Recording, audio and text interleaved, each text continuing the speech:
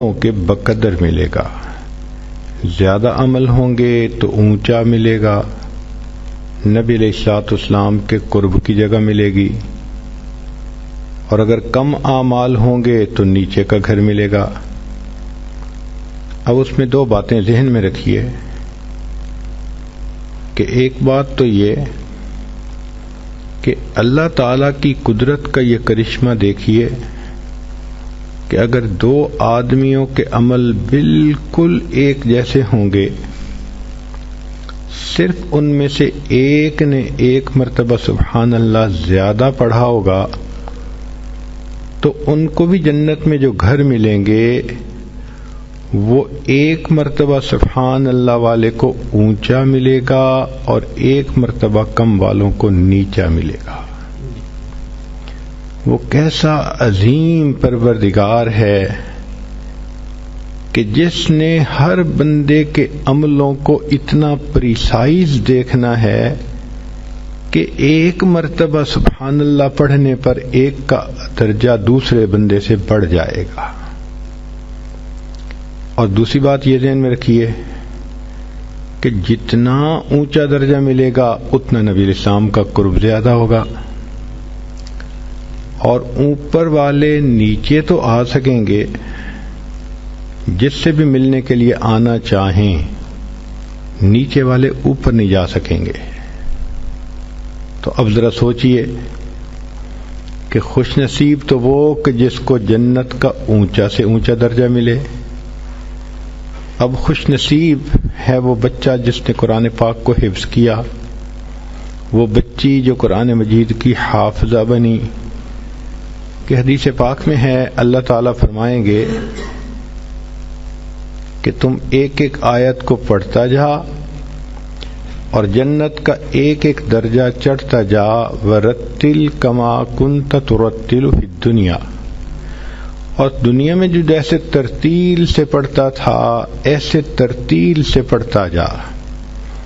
اب بتائیں کہ ایک ایک آیت ایک ایک درجہ ملنے کا سبب بنے گی۔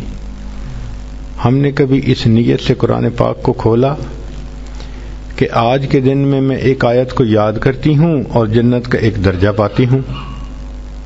شاید ہمارے اندر کچھ یقین کی کمزوری ہے اور کچھ غفلت کا اثر ہے کہ ہم اس نظر سے سوچتے ہی نہیں۔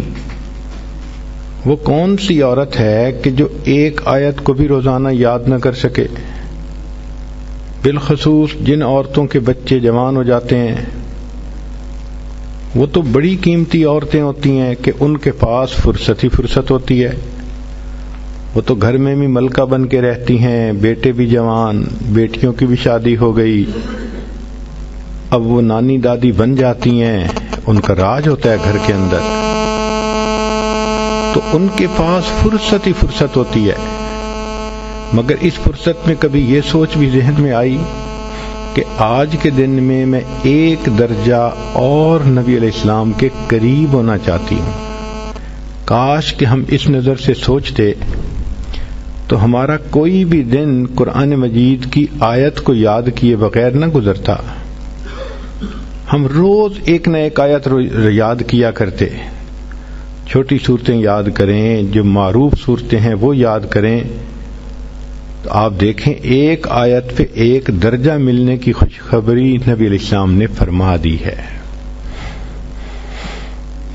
ہم نے یہ دیکھا ہے کہ جس بندے کو منزل کا پتہ ہو یا نہ پتہ ہو، تو جس کو پتہ نہیں ہوتا اس کا صحت مند گھوڑا بھی رستے میں کھڑا رہ جاتا ہے، اور جس کو منزل کا پتہ ہوتا ہے وہ اپنے بیمار گدھے کو بھی منزل پہ پہنچا لیتا ہے، اس لیے کہ اس کو منزل کا پتہ جو ہے کہ کہاں پہ منزل ہے۔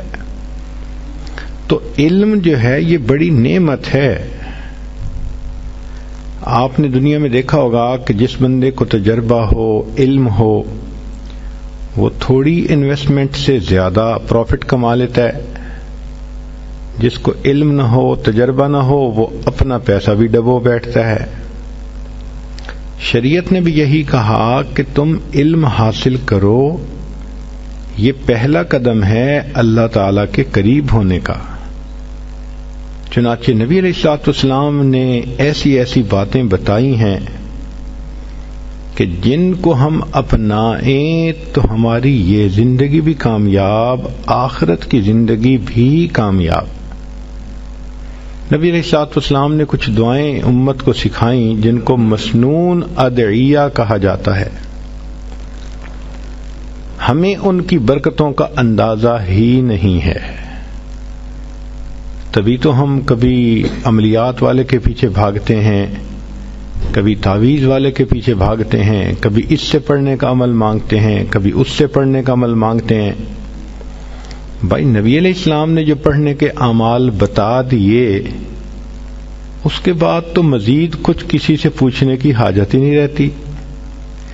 مسنون دعائیں وہ دعائیں ہیں جو اللہ تعالی کے خزانوں کے دروازوں کی کنجیاں ہیں۔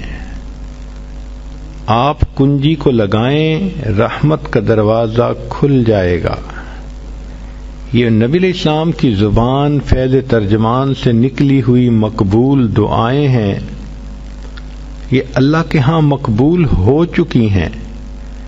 ہم اگر ان دعاؤں کو پڑھیں گے تو یہ پھر قبول ہوں گی۔ جو چابی ایک دفعہ تالا کھول دے وہ بار بار کھول سکتی ہے، اور اگر وہ چابی دوسری دفعہ تالا نہ کھول سکے تو لگانے والے نے کوئی غلطی کی ہے۔ چنانچہ نبی علیہ الصلوۃ والسلام کی دعائیں اللہ رب العزت کے ہاں قبول ہو چکی، قبولیت پا چکی۔ اب ہم اگر ان دعاؤں کو پڑھیں گے تو رحمتوں کے دروازے کھلتے جائیں گے، اور اگر نہیں کھل رہے تو اس کا مطلب کہ چابی کو استعمال کرنے والے کو کوئی مسئلہ ہے۔ تو ان دعاؤں سے فائدہ اٹھائیں۔ عورتیں ایک مثال ذرا غور سے سنیں۔ آپ حج کرنے کے لیے جاتی ہیں تو کیا گھر کی ساری چابیاں لے کے ساتھ چلی جاتی ہیں؟ نہیں، چابیاں پیچھے چھوڑ جاتی ہیں، بڑی بیٹی کو سمجھا جاتی ہیں، بہو کو سمجھاتی ہیں، بیٹا تم ایسے یہ کر لینا، ضرورت ہو تو ایسے کر لینا، لمبی انسٹرکشنز دیتی ہیں اس کو، اور پھر کہتے ہیں کہ یہ میں ساری چابیاں دیتی جا رہی ہوں، ذرا دھیان رکھنا، اور جب تمہیں ضرورت ہو تم فلاں دروازے کو کھول کے اس کے اندر جو کلوزٹ ہے اس میں پیسے رکھے ہیں تم لے لینا، تاکہ تمہیں کسی سے مانگنے نہ پڑیں۔ تو ماں جانے سے پہلے اپنے بچوں کو چابیاں دے جاتی ہے کہ میرے بچوں کو غیر کی محتاجی نہ ہو۔ بالکل یہی مثال ہے۔ اللہ کے پیارے حبیب صلی اللہ علیہ وسلم جب اس دنیا سے جانے لگے تو محبوب صلی اللہ علیہ وسلم نے امت کو دعائیں سکھا دیں کہ اگر میری یہ امت ان دعاؤں کو پڑھتی رہے گی تو رحمتوں کے دروازے ان پر کھلتے رہیں گے۔ حدیث مبارکہ میں ہے کہ جبریل کہ اللہ تعالیٰ نے ملک الموت کو بھیجا نبی علیہ السلام کے پاس۔ انہوں نے آ کے کہا، اے اللہ کے حبیب صلی اللہ علیہ وسلم، اللہ تعالیٰ نے آپ کو یاد فرمایا ہے۔ تو نبی علیہ السلام نے کوسچن پوچھا کہ ملک الموت، اللہ تعالیٰ سے پوچھ کے مجھے یہ بتاؤ کہ میرے بعد میری امت کا کیا حال ہوگا؟ تو رب کریم نے فرمایا کہ میرے محبوب، ہم آپ کے بعد آپ کی امت کو بے سہارا نہیں چھوڑیں گے۔ تب نبی علیہ السلام نے فرمایا، اچھا اب میں اللہ کے پاس جانے کے لیے تیار ہوں۔ تو اللہ تعالیٰ کے حبیب صلی اللہ علیہ وسلم امت کو بے سہارا چھوڑ کے نہیں گئے، سارے انتظام کر گئے کہ اگر میری امت کو کوئی بھی ضرورت ہوگی یہ مسنون دعا پڑھیں اور ان کے مشکل کام ٹھیک ہو جائیں، اٹکے کام آسان ہو جائیں۔ سارا کچھ نبی علیہ الصلوۃ والسلام نے ہمیں بتا دیا۔